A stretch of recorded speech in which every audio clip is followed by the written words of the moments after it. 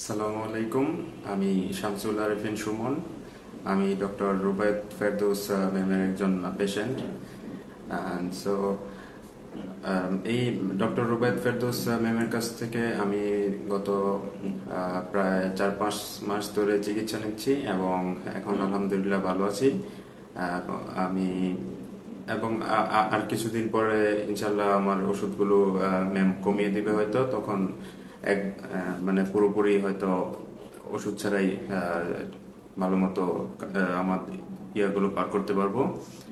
এবং আমি ম্যামের কাছে গিয়েছিলাম আসলে, আমি এই ম্যামের কাছে যাওয়ার আগে আরো অন্যান্য কিছু ডাক্তারের কাছে দেখিয়েছিলাম, কিন্তু আসলে তেমন মানে আমার এই অসুবিধাগুলো দূর করতে পারিনি একদম, পুরোপুরি দূর করতে পারিনি। কিন্তু আলহামদুলিল্লাহ যখন এই ম্যামের কাছে আসি তখন উনি আমার সমস্যাটা ভালোভাবে ধরতে পারছে এবং উনি সেই অনুযায়ী আমাকে ওষুধ দিয়েছে এবং আরো আরো কিছু উপদেশ দিয়েছে, যে আমার জীবন চলাচলের জন্য, এবং কিছু সাইকোথেরাপি দিয়েছে।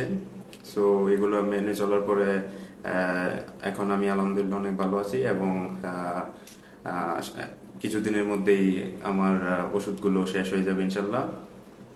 আর আমার সমস্যাটা ছিল মূলত ওসিডি এবং গ্যাট, যেটা অর্থাৎ জেনারেলাইজড অ্যাংজাইটি ডিসঅর্ডার। এই দুটা সমস্যার একটা মানে মিক্সড একটা সমস্যা।